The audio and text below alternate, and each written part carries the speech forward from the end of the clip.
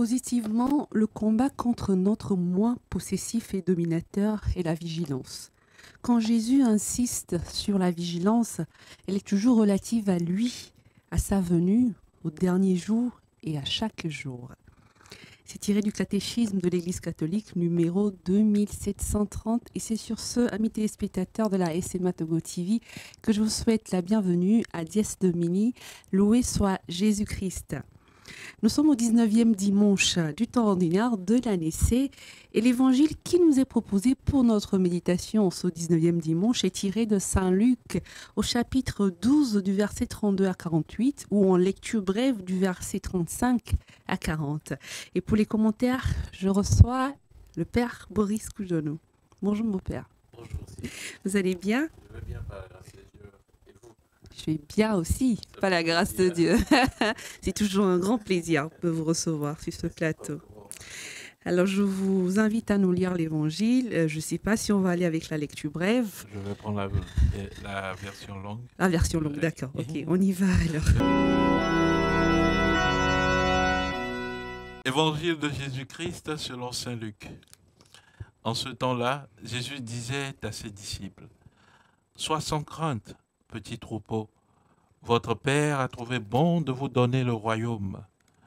Vendez ce que vous possédez et donnez-le en aumône. Faites-vous des bourses qui ne s'usent pas, un trésor inépuisable dans les cieux, là où le voleur n'approche pas, où la mythe ne détruit pas.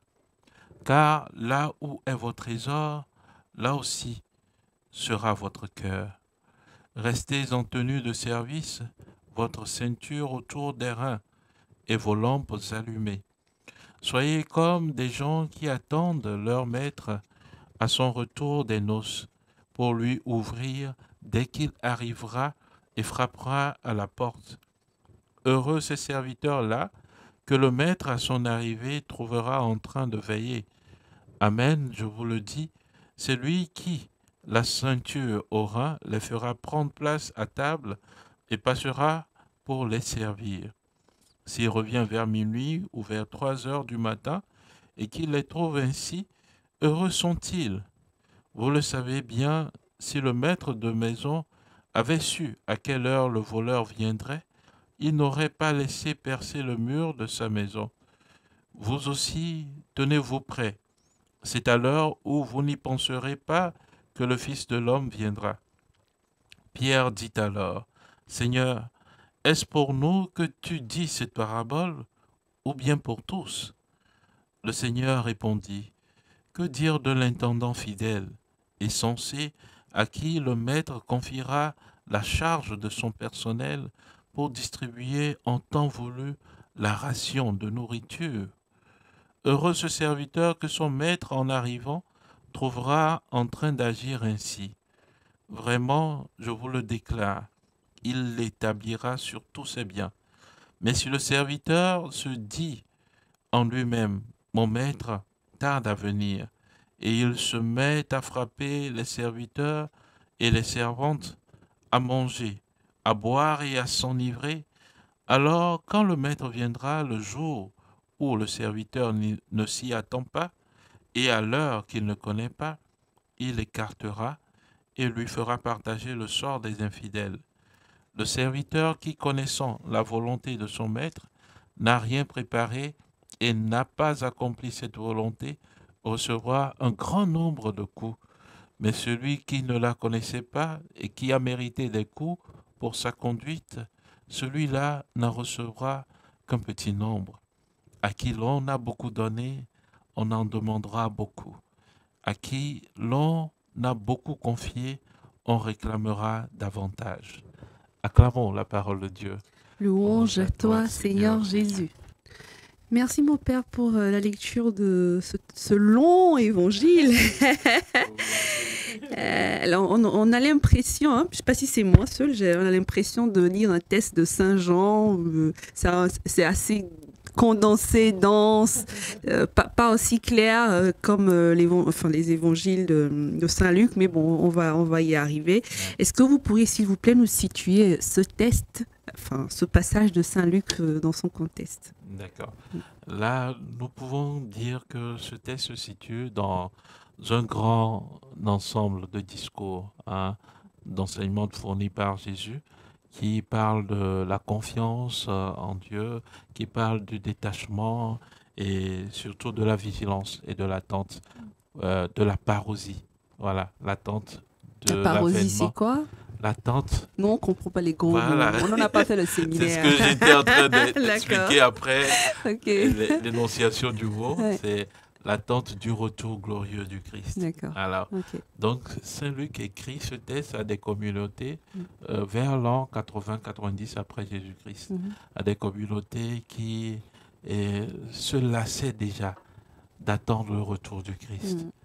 Alors, Saint Luc, voilà pourquoi il rappelle, vous voyez, la vigilance, d'être en tenue de service, la ceinture au rein, voilà, d'être toujours là pour le service. Donc, ces communautés se lassaient un peu.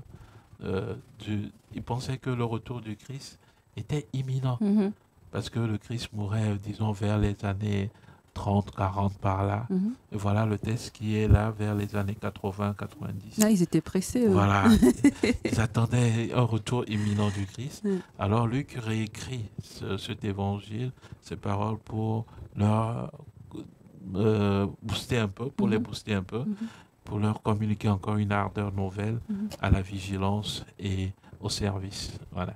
D'accord. Merci, mon père. Alors, aujourd'hui, on va faire simple. Le test est assez long et bourré de beaucoup de messages. Donc, on va le prendre par paragraphe et on va essayer de mieux comprendre. Avec plaisir. D'accord. Alors, premier paragraphe. En ce temps-là, Jésus disait à ses disciples, « Sois sans crainte, petit troupeau. Votre Père a trouvé bon de vous donner le royaume. Vendez ce que vous possédez et donnez-le en aumône. Faites-vous des bourses qui ne s'usent pas, un trésor inépuisable dans les cieux, là où le voleur n'approche pas, car la mythe ne détruit pas. » On va s'arrêter là. Est-ce que vous pouvez essayer de nous expliquer, mon père? Oui. Alors déjà, petit troupeau, j'imagine que ce sont les disciples qui l'appellent petit troupeau. Ouais. Qu'est-ce qu'il leur demande de vendre? Trésor inépuisable dans les cieux, là où le voleur n'approche pas, là où est votre trésor, là aussi sera votre cœur. Jésus invite ses disciples dans ces paroles-là au détachement, à ne pas s'attacher aux choses éphémères, mais à s'attacher plutôt à ce qui est éternel, le royaume du Père. Voilà pourquoi il prie le Père il dit que le Père a trouvé bon de vous donner son royaume à lui. Voilà. Donc, Jésus invite à se détacher de tout ce qui pourrait être un frein à la mission, de tout ce qui pourrait retenir encore notre cœur sur la terre, mais à orienter notre cœur vers le royaume, vers les biens du royaume. Et nous voyons que dans d'autres paraboles, il dit même que c'est comme un négociant qui va vendre tout ce qu'il a pour acheter une perle précieuse qu'il a trouvée. Ou bien quelqu'un qui trouve un trésor dans le champ, qui va vendre tout ce qu'il a pour s'acheter ce trésor-là. Parce que le royaume des cieux, le royaume de Dieu, est plus important que tout ce que nous avons. Le but de notre existence sur la terre, c'est de jouir pleinement de ce royaume. Et nous ne devons pas l'oublier. Notre existence sur la terre, c'est de jouir pleinement du royaume de Dieu. Voilà. Donc, si nous devons nous encombrer des choses qui ne font même pas partie du royaume de Dieu, à quoi bon? Alors Jésus nous dit, vendez ce que vous avez. Cela n'est en rien à comparer avec ce que le Seigneur donne. C'est pour ça qu'il dit que vendez ce que vous possédez, donnez-le en aumône. Faites-vous des bourses qui ne s'usent pas. Un trésor inépuisable dans les cieux. Voilà. Ce qu'on a comme matériel aujourd'hui, Ce sont des trucs éphémères. Qui Des trucs s'use. qui s'usent, qui viennent à disparaître, qui viennent à être volés. Mhm. Mais le royaume de Dieu, lorsque vous le possédez, personne ne le vole. Voilà ce à quoi voulait inviter Jésus lorsqu'il adressait ce message à ses disciples. Rechercher l'essentiel. Voilà. Alors, je voudrais qu'on ramène ce paragraphe dans notre contexte là aujourd'hui, dans notre monde, mon père. Alors, comment avoir ce détachement des choses matérielles, sachant que ce sont des choses dont on a besoin pour vivre, avoir un certain confort, vivre de façon correcte, voilà. Et comment faire pour avoir ce détachement et ne pas courir justement derrière ces choses du monde, mais qui sont quand même importantes pour vivre, hein, mon père. Évidemment, que, ils sont très importants pour vivre, mais le secret se trouve dans notre relation avec le Seigneur, nourrie dans la prière à l'Esprit Saint. Voilà, c'est l'Esprit Saint qui nous permet de fixer notre attention sur l'essentiel de notre vie. Vous voyez, Abraham, il était un homme nanti. Voilà, il était un homme nanti, mais son cœur n'était pas attaché à ses biens, à ses richesses. Son cœur n'y était pas. Voilà pourquoi Jésus dit, heureux les pauvres de cœur, ils auront le royaume de Dieu en héritage. Voilà. Donc, on peut avoir des richesses matérielles, mais que notre cœur ne soit pas attaché à ces richesses-là. Voilà. Si on vient à perdre ces richesses, on sait qu'il y a quelque chose de plus important.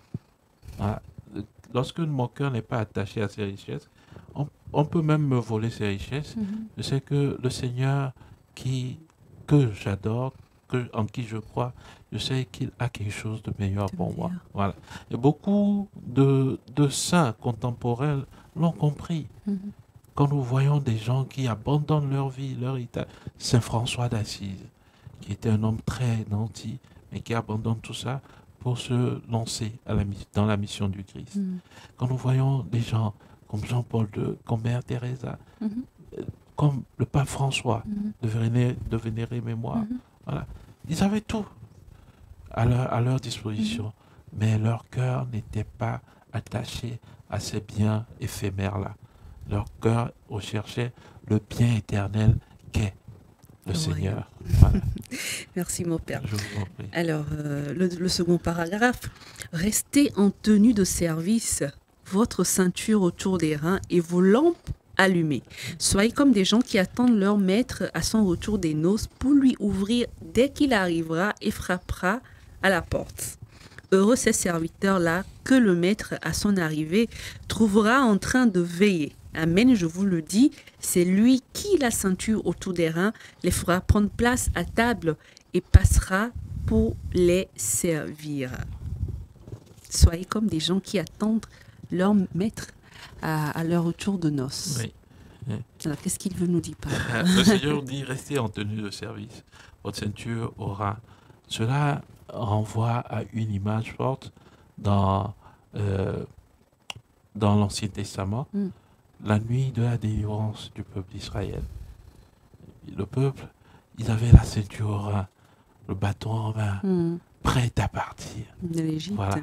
Voilà. Donc, quand Jésus adresse ce message à un de ses contemporains juifs, cette personne comprend immédiatement ce que veut dire le Seigneur par la ceinture au rein. C'est-à-dire prêt pour le départ, prêt pour l'exode, prêt pour la rencontre, prêt pour aller dans la terre promise. Donc Jésus nous invite à cette même attitude, à être prêt en tout temps. La ceinture au rein pour la terre promise. Donc restez en tenue de service, votre ceinture au rein. Et soyez comme des gens qui attendent leur maître. Quand nous avons un domestique à la maison ou une domestique, tant que maman ne rentre pas, elle est toujours là sur le guet à attendre que maman puisse rentrer avant qu'elle s'en aille dormir. Voilà, c'est la même attitude pour le chrétien. Tant que le maître n'est pas encore venu, alors je dois être toujours prêt. Toujours prêt. Et le Seigneur vient à n'importe quel moment. N'attendons pas simplement à notre mort. Dans le temps de l'Avent, il y a une préface qui nous dit il y a, je pense, 3 types d'avènements. Jésus, même, le Seigneur vient même dans les sacrements, chaque jour. Il est là, dans les sacrements. Est-ce que nous sommes prêts à ce moment-là? Réellement prêts? Voilà. Si nous ne sommes pas prêts, la grâce viendra, mais elle s'en ira. Voilà. Donc, le Seigneur nous invite à une attitude fréquente de vigilance par rapport à nous-mêmes, être prêt. Et allant plus loin, il dit, lorsque le maître les trouvera à son arrivée ici, c'est en train de veiller, c'est lui-même la ceinture au rein, autour des reins, il les fera prendre place à la table et passera pour les servir. Cela renvoie à une image de l'Eucharistie d'abord, où Jésus, c'est lui-même qui se sert à nous, qui se donne à nous, il vient nous servir, et au banquet final. Au banquet final, c'est Dieu qui nous accueille. Voilà, donc c'est un peu l'image qui est donnée. Lorsque nous sommes prêts, alors le Maître est tout joyeux. Il se donne réellement à nous, que ce soit dans les sacrements comme l'Eucharistie, que je viens d'énumérer. Et au banquet final, c'est une plus grande joie où le Maître nous accueille pour nous servir. Voilà. Merci mon Père. Je vous en Alors, prie. quand vous dites, c'est pas vous qui l'avez dit, c'est Jésus qui l'a dit, quand il nous demande d'être prêt pour la rencontre du Maître, d'être prêt, comme vous l'avez expliqué. Alors, c'est quoi? Est-ce qu'il faut qu'on arrête de vivre et que chaque fois on se dit peut-être c'est le dernier jour, peut-être c'est le jour où je dois rencontrer le Seigneur? Est-ce que vous ne pensez pas que cette attitude nous empêchera de vivre comme il faut? Parce que chaque jour on doit se dire faut que je sois prêt, peut-être que c'est mon dernier jour. Ça passe, tu as envie, demain arrive, peut-être c'est aujourd'hui, faut que je sois prêt, mais au final, tu arrêtes de vivre. Alors, comment est-ce qu'on s'apprête? Comment est-ce qu'on est prêt pour la rencontre avec le Seigneur? Vous avez tout à fait raison. C'était au début, dans la description du contexte, je disais que les premiers chrétiens, ils pensaient que le Seigneur allait venir tout le temps, donc ils s'apprêtaient au jour le jour, jusqu'à ce que ça devienne un genre de routine pour eux. Donc, ils s'en lassaient finalement. Voilà. Mais être prêt, comme je l'ai dit tout à l'heure, c'est nourri dans la relation avec le Saint-Esprit. Et ça, c'est très vrai. C'est dans notre relation quotidienne avec le Saint-Esprit que nous avons une vie nouvelle, que nous ne nous laissons pas aller par la routine, par la familiarité des choses. Non. Mais que nous découvrons un sens nouveau chaque jour à notre vie, que ce soit dans les Écritures, que ce soit dans les personnes que nous rencontrons, il y a une vie nouvelle qui s'introduit en nous. Alors là, plus nous cultivons notre relation avec le Saint-Esprit, plus sa vie nouvelle se dépose en nous, mieux nous ne voyons même pas que, je ne vais pas dire, le Christ va venir, tout ça. Non, nous vivons au jour le jour avec le Saint-Esprit, en étant prêts. En étant prêt. En n'ayant pas ce regard posé sur la parousie qui est imminente, mais en étant prêt, en étant toujours en mission, toujours en service, comme le Seigneur le dit, toujours en service par le Saint-Esprit. Et pour nous, aujourd'hui, ne n'oublions pas que c'est le temps du Saint-Esprit, c'est lui qui dirige la mission de l'Église. Alors une vie chrétienne qui n'est pas vouée au Saint-Esprit, vit en dehors de la mission, vit en dehors du service. Alors que c'est le Saint-Esprit qui doit nous motiver, qui doit nous raviver chaque jour pour nous rendre prêts pour le Christ. Voilà. Merci beaucoup. Alors, on continue. Vous le savez bien, si le maître de maison avait su à quelle heure le voleur viendrait, il n'aurait pas laissé percer le mur de sa maison. Vous aussi, tenez-vous prêts. C'est à l'heure où vous n'y penserez pas que le Fils de l'homme viendra. Est-ce que ça ne rejoint pas un peu la question que je viens de poser? On ne sait pas à quel moment il viendra. Voilà. Donc, il faut être prêt. Exactement. On ne pourra pas savoir l'heure à laquelle Jésus viendra nous rencontrer. L'heure de la rencontre, nul ne le sait. Lorsque Saint Paul était sur son cheval pour aller vers Damas, il ne s'imaginait pas rencontrer Jésus-Christ. Et personne ne s'imagine rencontrer le Christ d'une minute à l'autre. Mais il nous faut tenir bon être en tenue de service, c'est-à-dire avoir ce cœur toujours ouvert vers Dieu et vers les autres dans l'écoute et dans le service, voilà. Surtout dans la dévotion au Saint-Esprit, c'est tout. C'est un mot qui revient très souvent oui. dans vos commentaires, la dévotion au Saint-Esprit, le Saint-Esprit, le Saint-Esprit. Alors, on poursuit, mon père. Pierre dit alors, « Seigneur, est-ce pour nous que tu dis cette parabole ou bien pour tous ?» Le Seigneur répondit, « Que dire de l'intendant fidèle et sensé à qui le maître confiera la charge de son personnel pour distribuer en temps voulu la ration de nourriture ? Heureux ce serviteur que son maître, en arrivant, trouvera en train d'agir ainsi. Vraiment, je vous le déclare, il l'établira sur tous ses biens. » J'ai l'impression qu'on est passé à un autre message là. On n'est plus dans le message de l'attente, d'être près de la vigilance. On est passé à un niveau plus supérieur. C'est-à-dire, on est passé au niveau des intimes de Jésus. On est passé au niveau des personnes à qui le Seigneur confie de plus grandes responsabilités. Comme Pierre. Voilà. Là, il s'adressait à ses disciples en général. Mais lorsque Pierre a posé la question, le ton a un peu monté, le ton a changé. Que dire de l'intendant fidèle et sensé à qui le maître confiera la charge de son personnel? Ah oui, c'est pour dire encore que Pierre était le chef des apôtres. Oui. Voilà. Et pour Pierre, et pour tous ceux qui ont une responsabilité dans l'Église, c'est un appel à vraiment se donner. Et le rôle que le Seigneur nous confie en tant qu'intendant de sa maison, il nous le dit pour distribuer en temps voulu la ration de nourriture. Être là pour toujours donner, que ce soit de la nourriture spirituelle, que ce soit être là pour répondre aux besoins de ceux que le Seigneur nous confie. Voilà. Ceux vers qui nous sommes envoyés, être là toujours pour répondre à leurs besoins. Voilà. Et excusez-moi, Père, je ne vous coupe pas. Oui. Est-ce qu'on pourra dire que ce message s'adresse uniquement à vous, les prêtres et religieux, et pas à nous Non.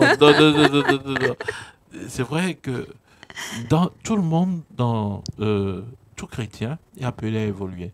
Vous allez voir que Jésus, dans son enseignement, parfois il s'adresse aux foules, parfois il s'adresse aux disciples, et il donne des vérités aussi aux apôtres directement. Alors, tout chrétien est appelé à grandir. Voilà. On n'est pas toujours appelé à rester à ce niveau de la foule ou à rester à ce niveau des disciples, mais on est appelé à être des amis de Jésus-Christ, comme Abraham, voilà, des amis de Dieu. Donc, en étant amis de Dieu, ce message nous est adressé particulièrement. Donc, aucun chrétien ne peut dire qu'il est chrétien. Un chrétien, c'est celui qui reçoit le Saint-Esprit pour être configuré au Christ, un autre Jésus dans la vie des frères et sœurs. Alors, quelqu'un qui est un autre Jésus dans la vie des frères et sœurs ne s'amuse pas avec ce message qu'on donne. Absolument. Il n'est plus au niveau de la foule, il n'est plus au niveau des disciples, mais il est un autre Jésus, un intime de Jésus. Donc, ce message s'adresse à tout chrétien voilà, qui reconnaît son rôle dans l'Église. Voilà. Je crois aussi que chacun à notre niveau, on a des responsabilités, que ce soit à l'Église, en famille, au boulot là où on a des responsabilités. Chaque cellule de vie, voilà. nous sommes appelés à témoigner du Christ, à incarner le Christ dans chaque sphère de vie dans laquelle nous sommes. D'accord. Voilà. Alors, Jésus dit, « Mais si le serviteur se dit en lui-même, « Mon maître tarde à venir », et s'il se met à frapper les serviteurs et les servantes, à manger, à boire et à s'enivrer, alors quand le maître viendra, le jour où son serviteur ne s'y attend pas, et à l'heure qu'il ne connaît pas, il l'écartera et lui fera partager le sort des infidèles. Le serviteur qui, connaissant la volonté de son maître, n'a rien préparé et n'a pas accompli cette volonté, recevra un grand nombre de coups. Mais celui qui ne la connaissait pas et qui a mérité des coups pour sa conduite, celui-ci n'en recevra qu'un petit nombre. Je m'arrête là d'abord. Ça me... on fait... Enfin, je ne sais pas si je peux en parler, mais je suis en train de penser, mon père,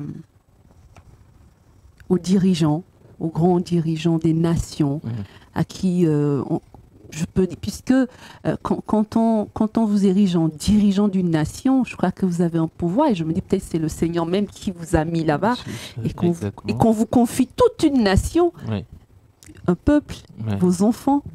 Et là, le Seigneur dit, mon maître tarde à venir, et il se met à frapper les serviteurs et les servantes. Alors, je suis en train de voir un truc comme ça, où c'est des fois ces dirigeants qui font un peu comme dans la parabole. Oui, exactement. Vous voyez, bon, c'est vrai, c'est une parabole, mais on peut le prendre comme ça, frapper les serviteurs, je veux dire, les gens qui manquent à manger, et tout ça, parce qu'on se dit, peut-être le Seigneur, le Seigneur ne viendra peut-être même pas. Voilà. Exactement. Alors, pour ne pas arriver à ce stade en tant que serviteur, qu'est-ce qu'on doit faire?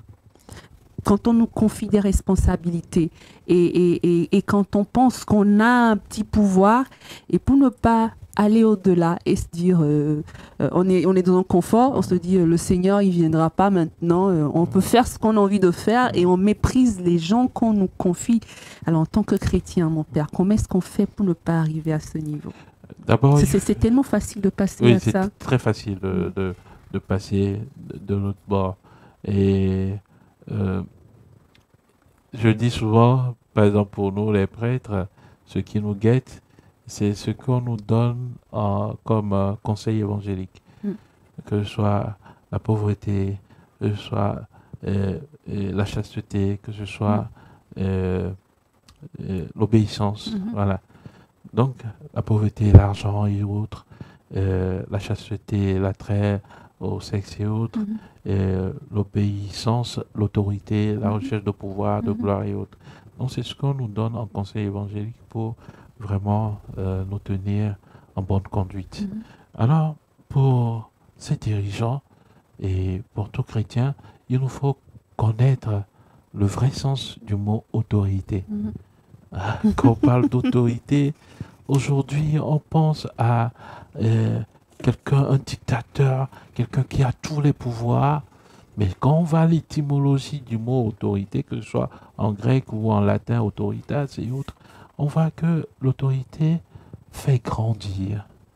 L'autorité, c'est audere, faire grandir. C'est-à-dire, quand j'ai l'autorité sur quelqu'un, je suis appelé à faire grandir cette personne.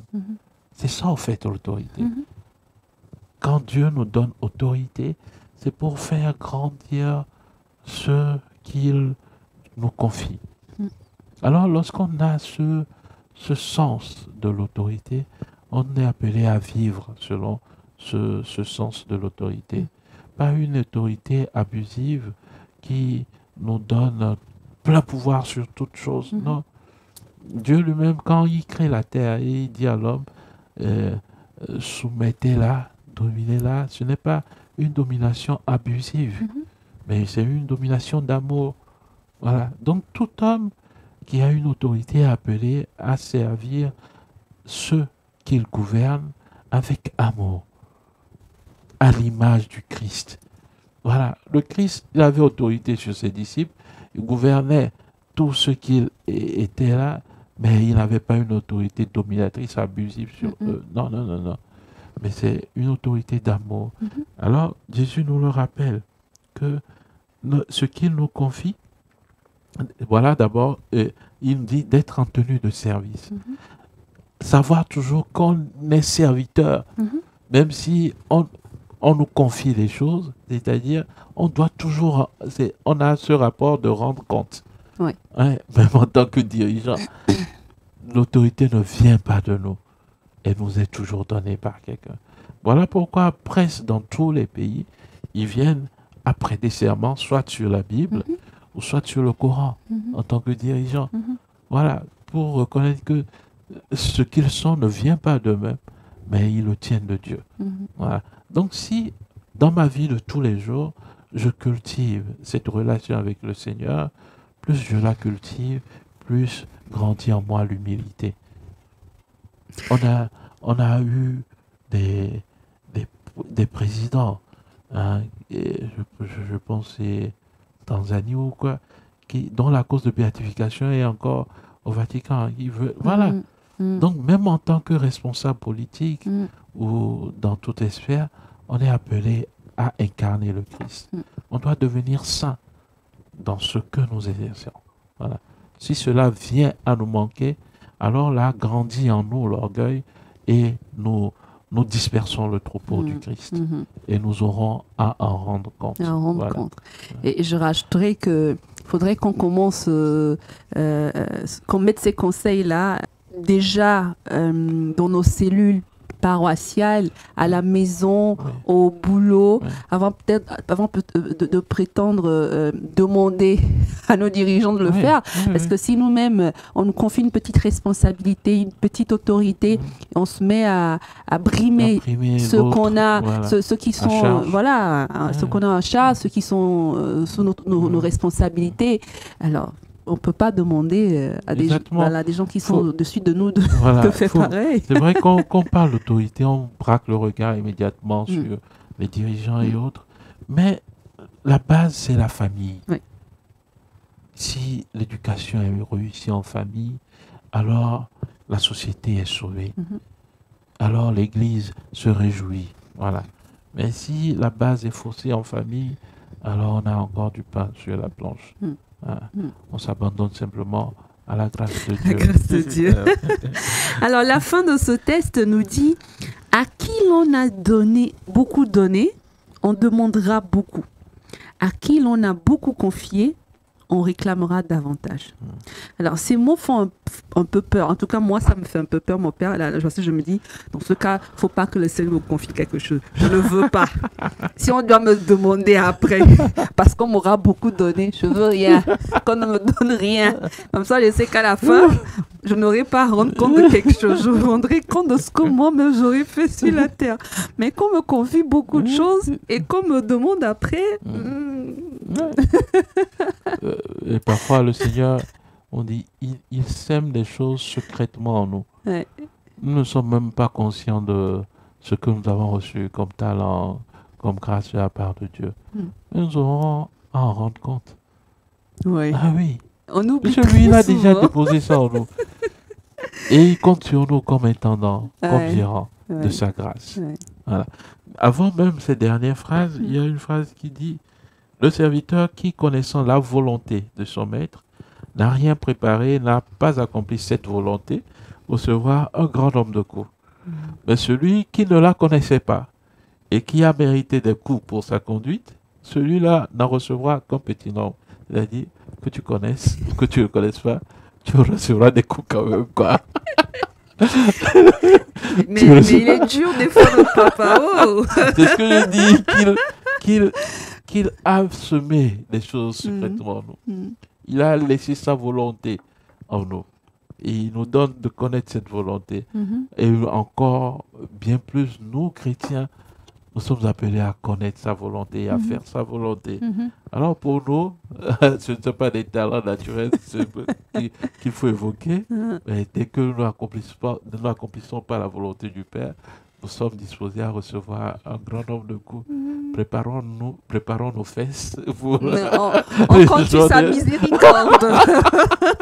On compte sur sa miséricorde parce que vraiment, on risque d'avoir beaucoup de coups, mon Père. Beaucoup. Le Seigneur nous aime, qu'il met tout à notre disposition pour que nous puissions être de bons intendants.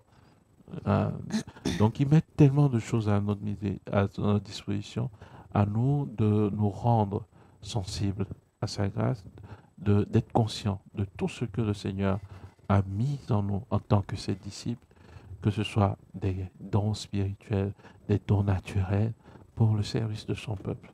Voilà. La parabole des 10 talents et des talents doit nous... Voilà. Lui, il a 10, il en a apporté 10.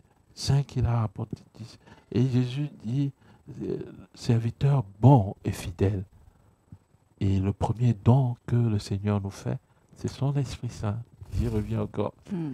Et là, il y a une préface qui dit premier don fait aux croyants. Mm. Alors aussi, le Saint-Esprit que nous recevons comme premier don de Dieu, nous ne savons pas chérir sa présence en nous, alors nous ne pouvons pas rien faire. C'est l'Esprit Saint même qui nous fait découvrir les charismes, les dons, tout ce que nous avons reçu. Alors ne faisons pas un renversement d'échelle en voulant chercher des dons, des charismes directs, naturels, mais cherchons le Saint-Esprit. Il y avait un évangile, je ne sais plus, dimanche il y a 2 semaines, où Jésus dit demandez, on vous donnera. Et il nous dit ce que nous devons demander, c'est son esprit.